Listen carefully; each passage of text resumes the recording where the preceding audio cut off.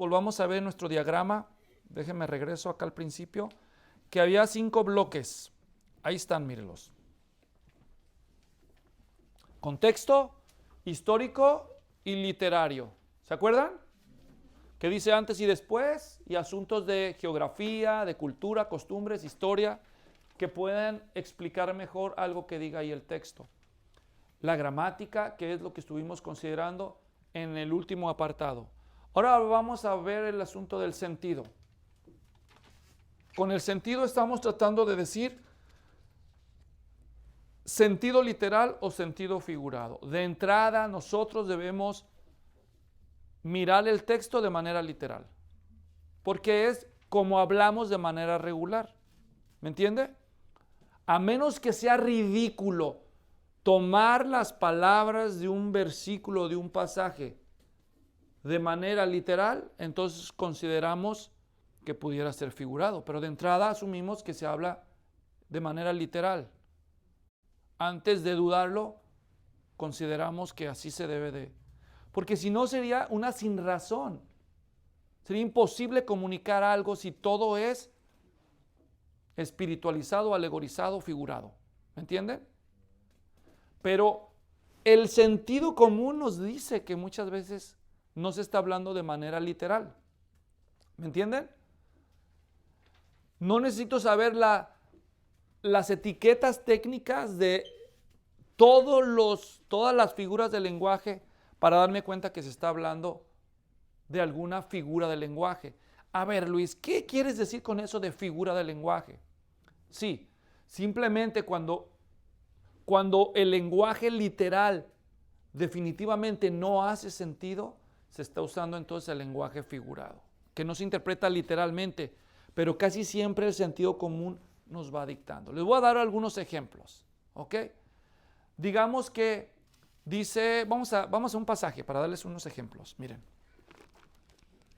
Para que vean qué fácil es pasar por encima de este principio. Primera de Corintios 13.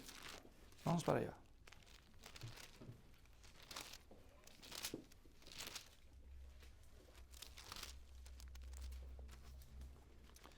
El capítulo del amor. ¿Lo han oído? Dice, versículo 1. Si yo hablara en lenguas humanas y angélicas y no tengo amor, vengo a ser como metal que resuena o címbalo que retiñe. Aquí fíjense bien. Por ejemplo dice, como metal que resuena o címbalo que retiñe. ¿Qué es un címbalo? ¿Alguien sabe? Un platillo metálico. ¿Ok? Metal que resuena o címbalo que retiñe. Y lo dice, ¿cómo? Entonces aquí está comparando una persona con mucha destreza verbal, con instrumentos metálicos desafinados. ¿Me entienden? O algo así. Un platillo estruendoso, dice, pero tú no oyes una canción de puros tamborazos, ¿verdad? Bueno, algunas dices, no, pastor, oí una que ni me pregunte. Bueno. Y luego dice, si yo hablara lenguas humanas y angélicas. Fíjense bien cómo él empieza a construir su lógica, para que vean cómo se debe interpretar esos pasajes. Y si tuviera profecía y entendiera todos los misterios, ande, y todo conocimiento, y si tuviera toda la fe, de tal manera que trasladase los montes y no tengo amor, nada soy. Fíjense bien aquí en las frases, cómo las construye él. En los tiempos de Pablo, ¿habría personas que tuvieran profecías? Sí. Miren el capítulo 14. 1. Sigan el amor y procuren los dones espirituales, pero sobre todo que profeticen. El mismo hecho de que Pablo esté escribiendo una carta inspirada por Dios es tener el don de profecía. ¿Entienden lo que digo? En el tiempo que él escribe este versículo, el don de profecía estaba vigente. Entonces, en el 13:2 dice, si tuviera profecía ¿eso es una descripción real en el contexto de Pablo? Sí, sí había gente que tenía profecías en esos tiempos. ¿Ok? Otro ejemplo queda muy claro al final del capítulo 14 en el versículo 39. Así que hermanos, procuren profetizar. ¿Entienden? Ahí está. Sí, sí había profecías. Regreso a 1 Corintios 13. Si tuviera profecías, pero la segunda frase, miren, y entendiera todos los misterios. A ver, momento. Ok, que profetices es una cosa, pero que entiendas todos los misterios. Hermanos, ¿cuántas personas hay que entienden todos los misterios? No se pasó aquí Pablo, ¿verdad? ¿Cómo se le llama eso? Exagerado. Ay, qué exagerado, ¿no? Entiende todos los misterios y todo conocimiento. ¿Quién tiene todo conocimiento? Solo hay una persona que tiene todo el conocimiento. ¿Quién es? Dios, solo Dios. Es un atributo de la deidad que le decimos ¿cómo? Omnisciencia. El único que lo sabe todo es Dios. Y tuviera toda la fe. ¿Tenía toda la fe? No. Obviamente, Pablo está exagerando. Él no tenía toda la fe, él no tenía todo el conocimiento y él no conocía todos los misterios. Hubiera sido Dios. ¿No? Entonces, ¿qué está haciendo? Exagerando. Él está usando una figura de lenguaje que se llama hipérbole. Tal vez tú no sabes que sea un hipérbole, pero tú sabes que exagerar, ¿verdad? Ay, qué exagerado. Cuando te dicen una exageración dices, ay. Neymar, pues, ¿verdad? Cuando le hacen una falta al Neymar, ¿verdad? Ay, un dramota. Dices, ay, qué chillón, qué exagerado. Pablo está exagerando con propósito. Entonces, si entiendes cómo él está articulando su lenguaje, ¿por qué en el versículo 1 sí dices, si yo hablara en lenguas, ¿hablaba Pablo en lenguas? Sí, porque en el capítulo 14 dice, yo hablo en lenguas más que todos ustedes. Pero dice, si yo hablara en lenguas humanas, y luego ¿qué dice? Y angélicas. Pues hoy en día hay muchos que dicen que hablan en lenguas. Sí, ¿en cuál hablas? En hebreo, en hindú, en mandarín, ¿en qué hablas? No, es que el mío es angelical. ¿De dónde sacas eso? Ahí está en la Biblia. Pablo no está diciendo que hablaba idiomas angelicales.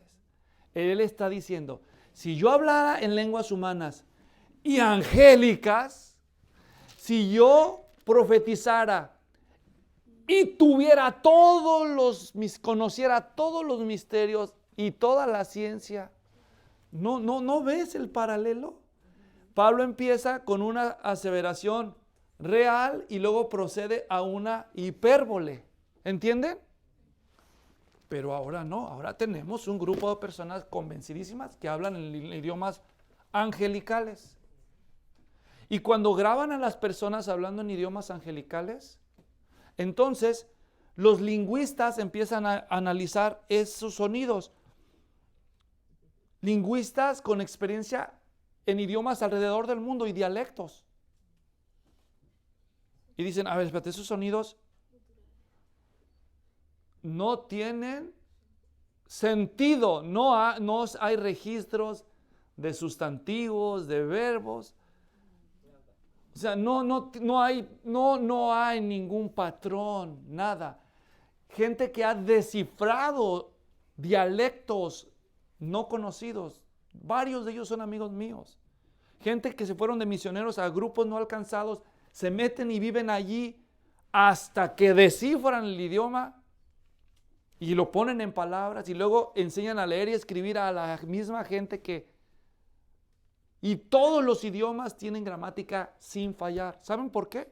¿Quién cree que es el que inventó los idiomas? Dios. Génesis 11, ¿no? ¿Quién confundió las lenguas en Babel? ¿Verdad?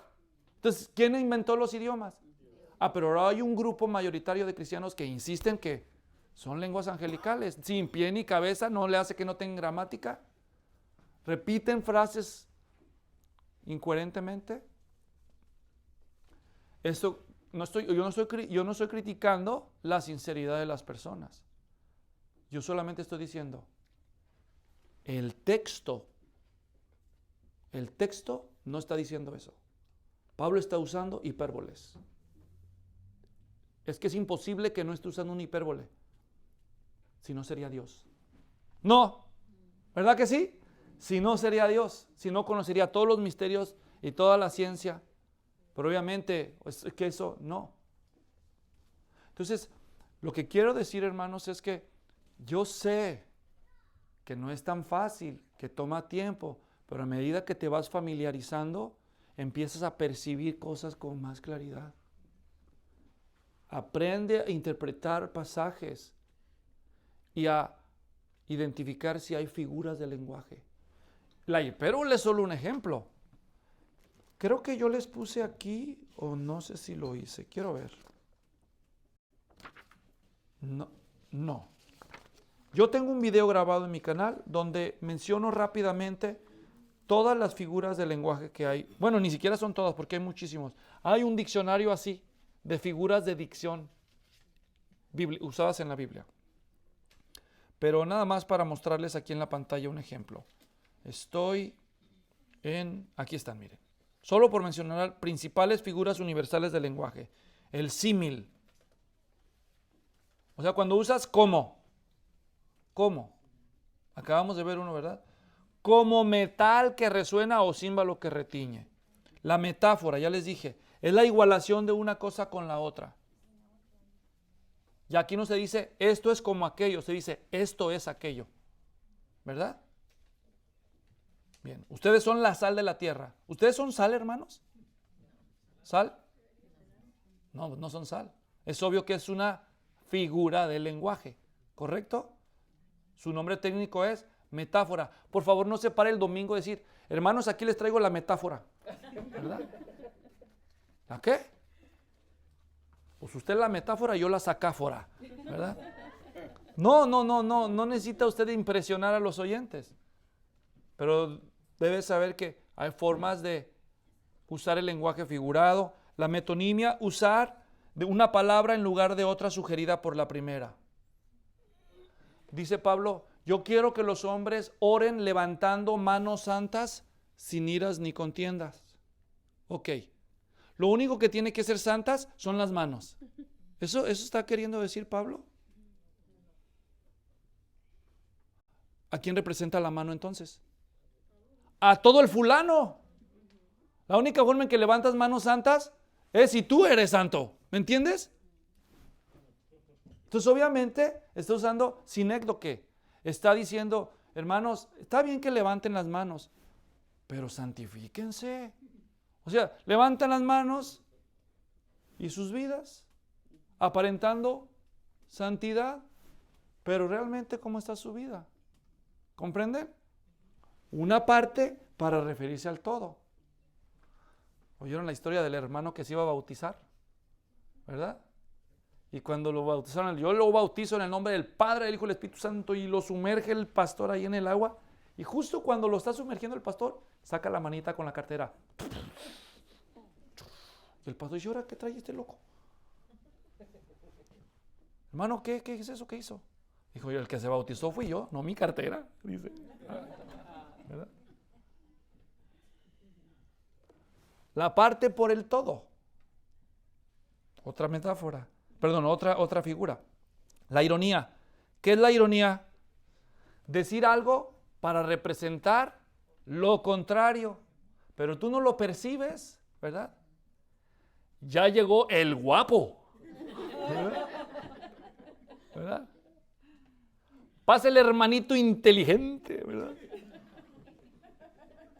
Pues no prestas atención, ¿verdad? Dicen, aquí nos está diciendo que somos bien inteligentes. ¿De verdad? ¿O será una ironía? ¿Verdad? Una ironía. La hipérbole ya la mencionábamos. La personificación, atribuir personalidad a un objeto. Si yo por el dedo de Dios echo fuera los demonios, ¿Dios tiene dedos? ¿Cuál dedo sería? ¿El índice o el pulgar. Dios es espíritu. ¿Entienden? Está comparando a Dios con un ser humano. El eufemismo, una palabra suave para sustituir otra que es más fuerte, que puede ofender a los oyentes. Pregunta retórica. Es la pregunta que trae la respuesta incluida. ¿O no sabéis que vuestro cuerpo es templo del Espíritu Santo? ¿No saben? ¿No sabéis? Dice Pablo en Romanos 6. ¿Dónde está? Mi Biblia, aquí está. En Romanos 6 hablando del bautismo. Fíjense lo que dice. A ver, antes de eso, ¿cuántos aquí ya fueron bautizados después de su conversión a Cristo? A ver. Ok, varios. Ahora, miren lo que dice Pablo en Romanos 6.1. Perdón, Romanos 6.3. ¿O no sabéis que todos los que hemos sido bautizados en Cristo Jesús, hemos sido bautizados en su muerte?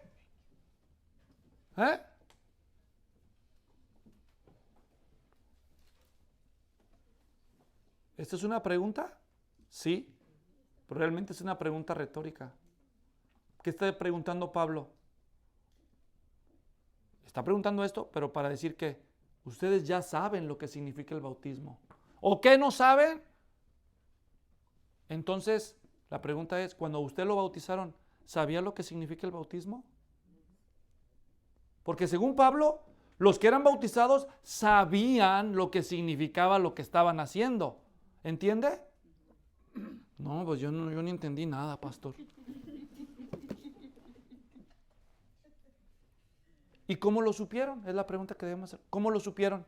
A ver, díganme ustedes, ¿cómo lo supieron? ¿Por revelación directa de Dios? Entonces, ¿cómo? Porque alguien se los explicó. Porque alguien se los explicó. O sea que antes de bautizar a la gente, ¿qué hay que hacer? Explicarle el significado del bautismo. Entonces, ¿podemos bautizar a gente bíblicamente que ni siquiera entiende lo que significa el bautismo? ¿Verdad? Que ni siquiera entiende nada. ¿Ven? Pero es una pregunta retórica. Adán, ¿acaso comiste del fruto del árbol que te dije que no comieras? ¿Dios no sabía? Entonces, ¿para qué le pregunta? ¿Ves? Una pregunta retórica.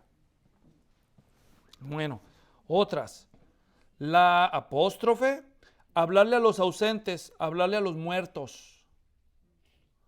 Hijo mío, Absalón, hijo mío. ¿Saben dónde está Absalón? Enterrado. Ya está muerto. La paradoja, una verdad expresada de forma contradictoria. Pareciera que se contradice intencionalmente para hacer ver lo ridículo o lo importante de una afirmación. La fábula, ¿qué es la fábula? Los animales se comportan como seres humanos o los árboles, ¿verdad?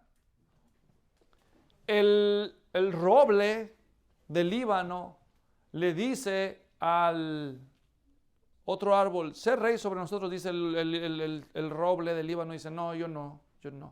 Y luego le dicen al otro y al último, allá el arbusto dice, yo seré rey sobre los árboles. Está dando una fábula ahí, la historia, para decirnos que sin razón, relacionada con una historia. Enigma y adivinanza. Ahí está Sansón con los filisteos, ¿no? A ver, descúbranme esta. Del devorador salió dulzura, salió lo dulce. ¿Y qué era eso? Un acertijo que les lanza, ¿verdad? Símbolos. Representar una cosa por la otra. Y hay muchos símbolos en la Biblia. La parábola, usar una historia de la vida cotidiana para dar un mensaje espiritual escondido. El sembrador salió a sembrar su semilla. ¿Existen las siembras? ¿Existen las semillas? Son cosas reales, ¿no es cierto? Usar una historia de la vida real para dar un mensaje espiritual. ¿Captan? Ok. Hay una historia en la Biblia que está en Lucas 16. Dice, había un hombre rico que hacía cada día banquete con esplendidez. Y echado a la puerta había un hombre pobre llamado Lázaro, que era lleno de llagas y los perros venían y le lamían. Un día murió Lázaro y los ángeles lo llevaron al seno de Abraham. Y murió también el rico y fue sepultado. Entonces hay debate y algunos dicen, esa es una parábola. Y otros dicen, no, esa es historia. Porque las parábolas nunca tienen nombres personales. Aquí el personaje tiene el nombre de Lázaro. Entonces, no, esta es una parábola. Ahora, los que conocen esa historia saben que el rico, después de su muerte, no muere. Despierta en otro lado. ¿En dónde? En el lugar de tormentos, atormentado por una llama de fuego. Y el pobre cuando muere, no muere. Ahora está en el paraíso, siendo agasajado. Pero hoy en día hay grupos completos que dicen, es que eso era una parábola. Eso no es cierto. Es un cuento que Jesús inventó para asustar a los judíos. Fíjense a dónde llega la ignorancia. Que es una parábola por definición. Usar una historia de la vida, de la vida real, para dar un mensaje espiritual.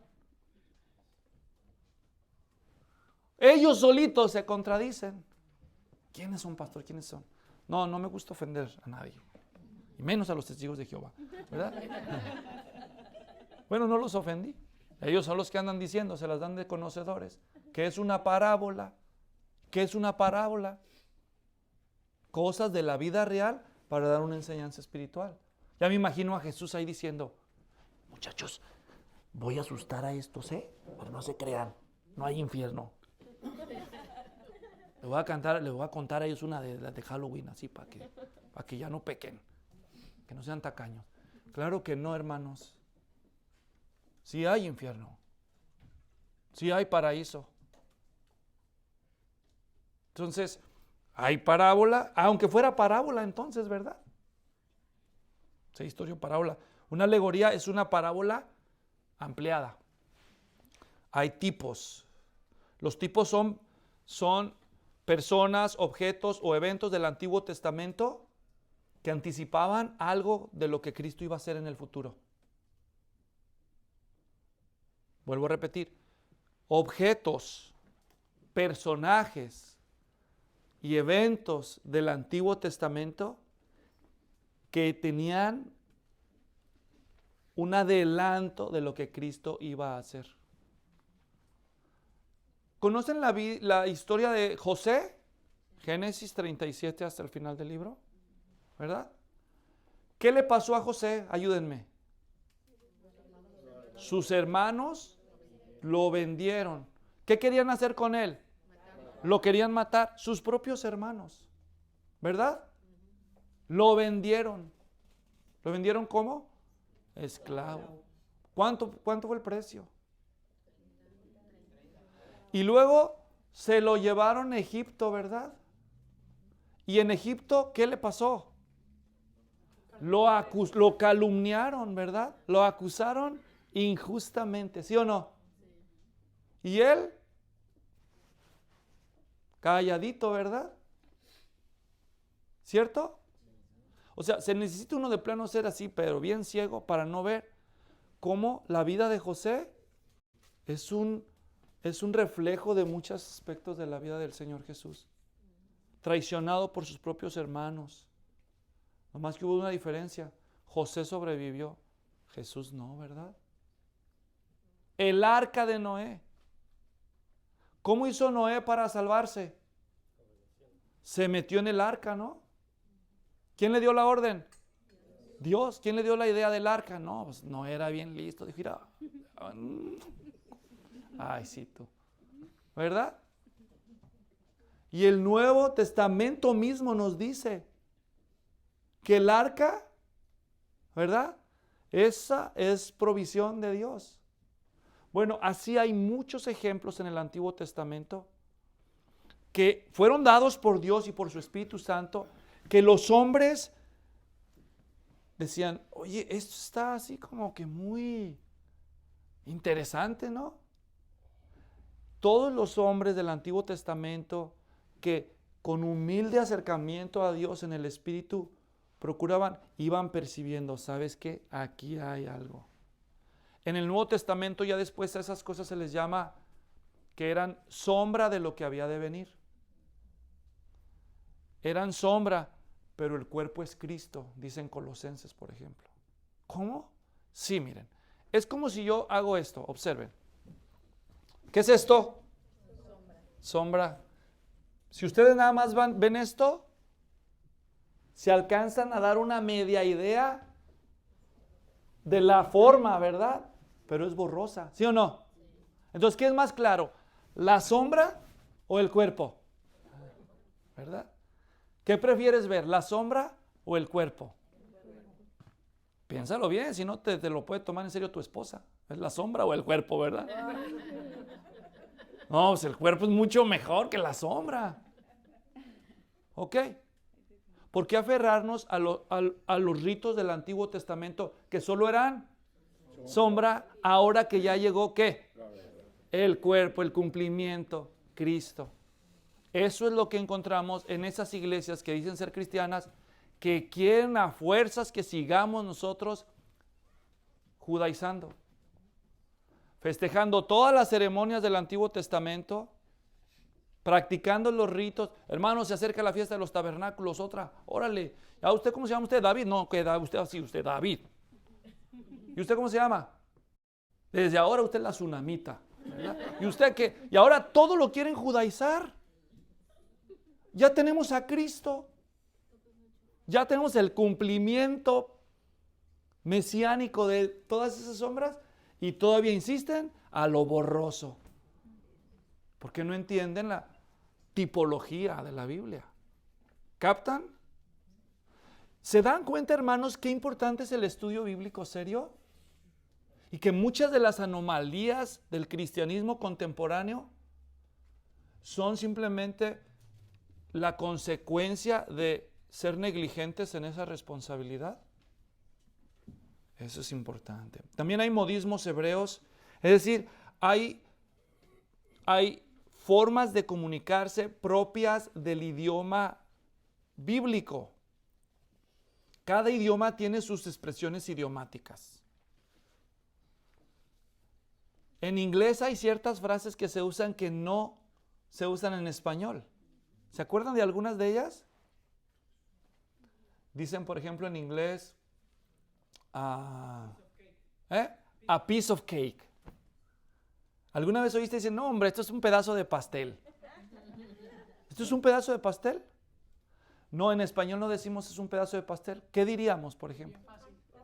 Es bien fácil, es literal, pero habría alguna expresión idiomática en español. Es pan comido. Es pan comido. Eso es juego de niños, ¿verdad? ¿Cómo? Está papa. Está papa. Sí, sonó muy bien eso.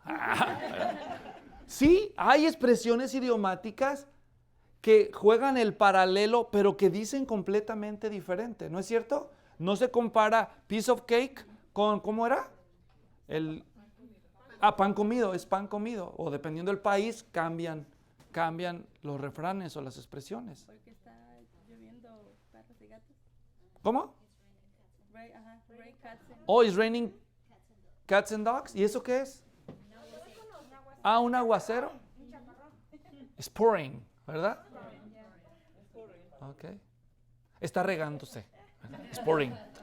Pues no, cada idioma entonces es un arte y toma tiempo identificar los modismos propios de un idioma y encontrar la mejor correspondencia posible en nuestro idioma. Pero imagínense que yo ahí me paso de literalista. Y yo digo, hermanos, esto es un pedazo de pastel. Esto es un pedazo de pastel. Y todos se me quedan viendo con cara de, ¿qué? ¿Qué trae este? Los únicos que a lo mejor descifran el problema son los que hablan inglés. ¿Cierto o no? ¿Verdad? Porque todos los demás dicen, ¿y qué es un pedazo de pastel? ¿O de qué habla este? Nos pasa a nosotros y les pasa a otros, ¿verdad? Y también en la Biblia hay ese tipo de fenómenos. Identificar los hebraísmos, ahí hay una lista, creo que yo les puse algunos de los más típicos en la página 6, modismos hebraicos. Lo absoluto por lo relativo por lo absoluto, filiación, hijo de, este es hijo de carpintero. ¿No era carpintero José, el padre del Señor Jesús? Sí, pero no solo está diciendo que era hijo de carpintero. El modismo de filiación en hebreo es igual a, eso significa. Si está diciendo que Jesús es hijo de carpintero, ¿saben qué están diciendo? Que Él es carpintero, eso es lo que están diciendo. Ahora entienden por qué cuando Jesús dijo que Él era hijo de Dios, tomaron piedras y lo quisieron apedrear. Y le dijeron, y Él les dice, ¿por cuál de mis obras me apedrean? Y entonces le responden los judíos en Juan 5, 18, no te apedreamos por las obras, sino porque dices que Dios es tu Padre, haciéndote, ahí lo dicen ellos clarísimo, igual a Dios. Así que decir que Jesús es el Hijo de Dios, no nada más es decir, ay, todos somos hijos de Dios. Todos somos hijos de Dios. No, en el contexto hebraico, decir que Él era Hijo de Dios, ¿qué estaba diciendo? Que Él era divino, eso es lo que estaba diciendo. Eso es lo que estaba diciendo. Pero es que es tan obvio eso en el texto, pero cuando no concibes esta realidad del idioma, no, ahí dice que era hijo de Dios, no dice que era Dios. Ay, otra vez, ¿verdad? ¿Qué quieres que lo diga en mexicano? Está escrito en una cultura judía. Y ahí hay otros cuantos, la eternidad, ¿verdad? Las fracciones del día, antropomorfismos. Los ojos del Señor recorren toda la tierra, ¿verdad? Los ojos del Señor recorren toda la tierra. Dicen que aquí estaban las manzanas y allá estaban las galletas a la hora del lonche en la cafetería de la escuela cristiana, la escuela cristiana. Y decía, toma solo una, Dios te está viendo. Entonces dicen que vino Pepito acá, agarró una galleta y luego se vino acá con las naranjas y se empezó a echar. Y la maestra lo descubre y dice, ¡ey! ¿Qué pasó? Dios está viendo las galletas. ¿Verdad? Si cuando tú ves, nomás puedes ver para un lado al mismo tiempo, ¿verdad? Es un antropomorfismo. Dios no tiene dos ojos nomás que ven para un solo lado. Él lo sabe todo. Es elipsis. La elipsis es omitir, dice, falla gramatical deliberada. ¿Se acuerdan en la mañana vimos el ejemplo de Romanos? ¿Acaso Pablo dijo, yo Pablo, apóstol de Jesucristo, apartado para el evangelio? Dice, entonces, yo los saludo, decía los saludo, les escribo, no, pero no lo está haciendo. Eso es una elipsis, es cuando se omite una palabra que es obvia para poner el énfasis en otra cosa que para él es más importante. Entonces, pero es obvio que tiene que estar ahí, porque es un fallo, una oración, y más una oración como esa de Pablo tan larga que no tiene verbo principal. Se tiene que suplir, porque es obvio. Es una elipsis. Y bueno, hay muchas cosas como esas que tomarse en cuenta. En fin, el sentido es otro de los factores, el sentido.